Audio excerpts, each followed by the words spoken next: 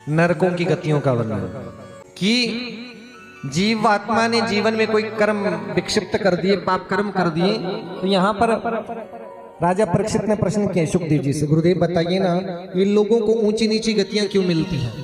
कोई स्वर्ग का सुख भोग रहा है, कोई कष्ट झेल रहा है, किसी के मन में पीड़ा है, क्या बात है, ऐसा क्यों? किसी को भगवान यमराज जी दंड देते रहते हैं, ऐसा क्यों है, क्या बात है?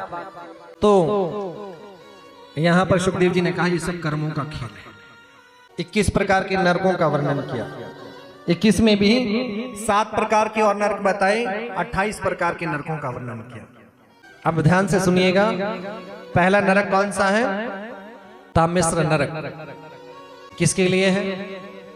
जो लोग दूसरों का धन हरण करते हैं। एक बात ध्यान देना, कान खोल लीजिएगा, हम इसलिए चाहते थे कि इन कथाओं में मनुष्य इस संसार में स्त्री पुरुष कोई भी है ना, कुछ गड़बड़ करता है तो अपने परिवार के लिए करता है ना।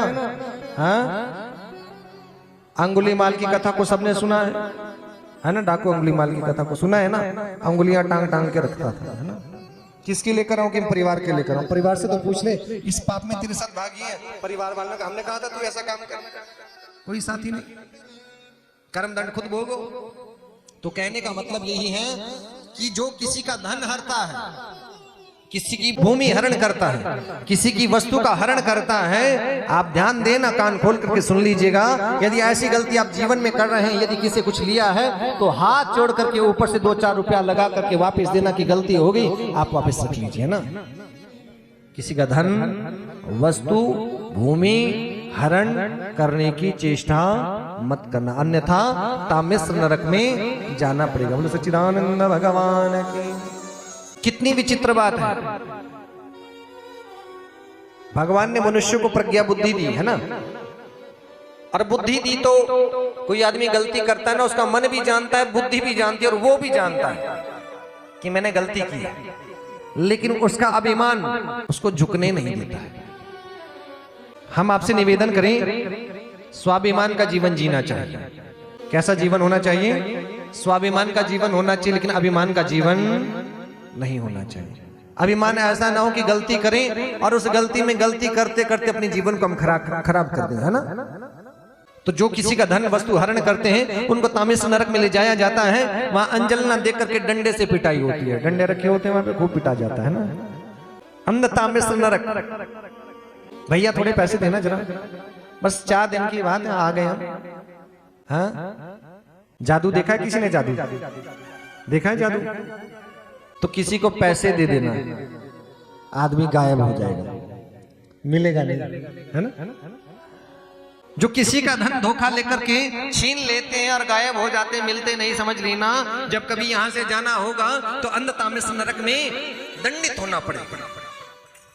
और नरक, जो लोग मैं और मेरे के चक्कर में, ये मेरा परिवार है, ये मेरी वस्तु है, उस चक्कर में अपने प्रियजनों से, परिवार में विद्रोह करते हैं, लड़ते रहते ना परिवार में भी कई बार, ये मेरा है। हाँ? ये जो मैं का चक्कर है ना, ये बड़ा खतरनाक है। जब दुनिया में जीव आया तो क्या लेकर के आया था, और जब जाएगा तो क्या लेकर के जाएगा? हाँ? जानते भी सब है, लेकिन ये मोह है ना, आसक्ति है, यही तो मोह है। मोह ए वही कारणम, यही कारण है जो जीव को उस वस्तु में फंसा करके रखता है, वही लड़ने के लिए तैयार करता है, वही जीव को इस संसार में जीवों से द्रोह करने के लिए प्रेरित करता है। महारौरव नरक, जो लोग अपना पेट पालने के लिए निर्दोष जीव जंतुओं को मारते, काटते और उनको खाते हैं, जो मांस भक्षण करते हैं। ध्यान से सुनो, किसी जीव का मांस खाना उचित है या अनुचित है? अनुचित कार्य। और जो जीवन में ऐसा कर रहा है, एक बात ध्यान देना, इससे बड़ा महापाप हो भी नहीं सकता है। जब कोई जीव मरता है ना, जीव मरा, किसी घर में मृत्यु हो जाती है ना, तो वहां पे मृत्यु दोष लगता है। लोग उनके घर में जल भी नहीं पीते हैं, अन्न भी नहीं ग्रहण करते हैं, अरे बड़ा दुख की बात है, इनके घर में ऐसा मृत्यु हो गई, मृत्यु दोष लग गया। जब कोई जीव जंतु मरेगा तो उसको कौन सा, वहां भी तो मृत्यु हुई है, उसमें भी जीवात्मा थी, तो वहां कौन सा दोष लगा? मृत्यु दोष लगा। अब दोष वहां भी था, वहां भी था। वहां तो आपने बहुत सारे परहेज किए, खाना नहीं, जाना नहीं, घर में भी जाओ तो नहा करके शुद्ध होकर के नए वस्त्र पहन करके दूसरे वस्त्रों को धो लीजिए, ऐसा ही करते हो ना। लेकिन उस जीव को आपने उसका हिसाब किताब निपटा करके उसका भक्षण कर गए, तो सोचो ये जीवात्मा ईश्वर अंश, हम क्या समझाना चाहते हैं कि ईश्वर अंश जीव अविनाशी, ये जीवात्मा उस परमात्मा का अंश है ना। तो कहीं हम गलतियां तो नहीं कर रहे हैं। जो ऐसा करता है उसको महारारव नरक में जाना पड़ता है, वहां से तो उसको कुंभीपाक नरक में ले जाते हैं, जहां पर तेल के बड़े बड़े कड़ाई लगाए होते हैं, है ना। उल्टा लटका देते हैं सिर पर, उल्टा लटका करके तेल खोल रहा है, पहले तो तेल का सेक दे दिया जाएगा ना, ऐसे कष्ट दिया ना, और ऊपर से नीचे झश सुक्का सुक्का भाव। जैसा दूसरों के साथ करोगे वैसा ही मिलेगा ना, हाँ? उससे ज्यादा अपेक्षा तो नहीं कर सकते। जो दूसरे के साथ किया है, किसी को गाली देकर के देखना वापस 2-4 आएगी, है ना। किसी के मुंह पे 2 थप्पड़ मार के देखना 10-8 लगी जाएंगे, है ना।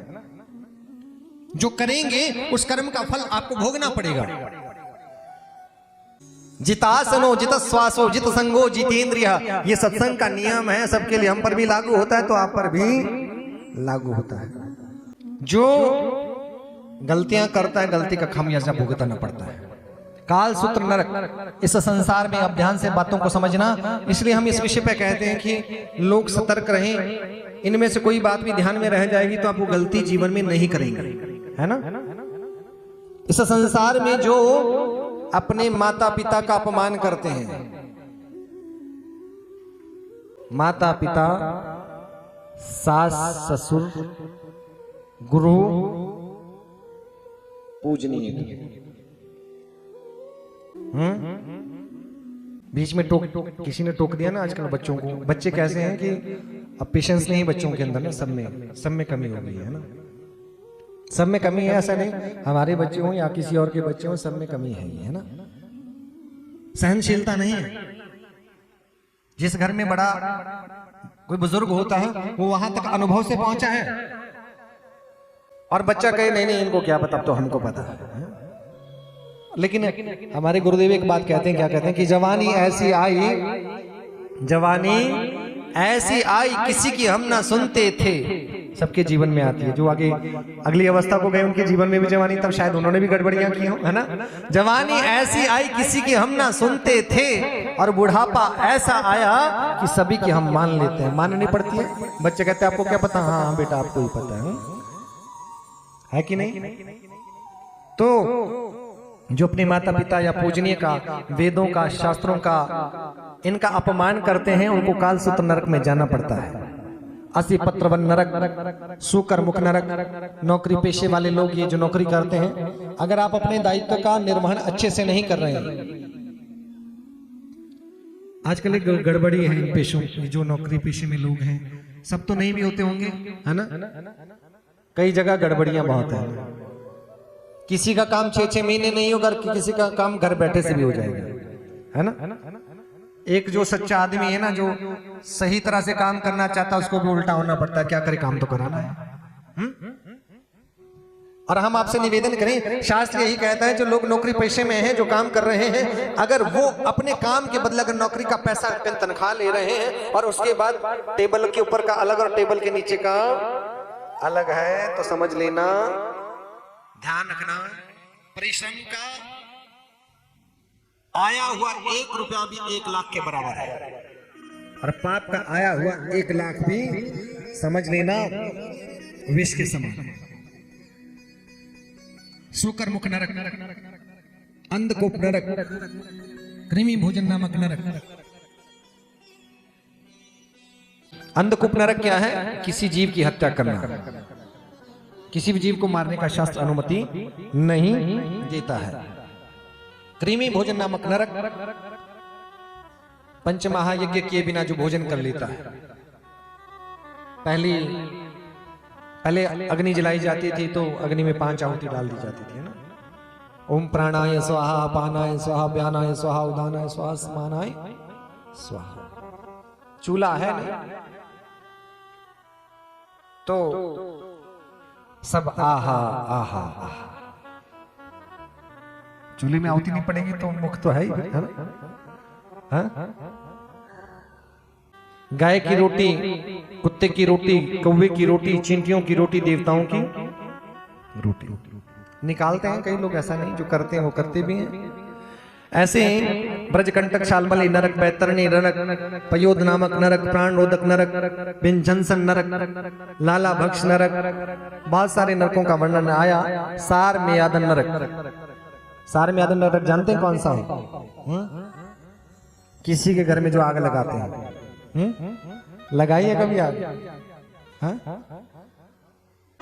एक आग तो लगती है माचिस से, है ना?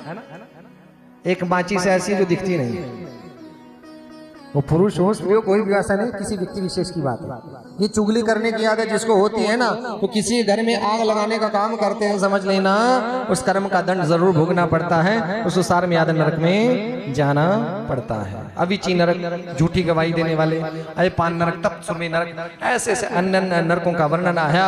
इसलिए निवेदन एक ही है कि जीवन में कुछ भी करें, लेकिन कोई ऐसा कार्य ना करें कि जिससे जीवन में अपराध हो जाए, हमको दंड भोगना पड़ जाए। सच्चिदानंद भगवान की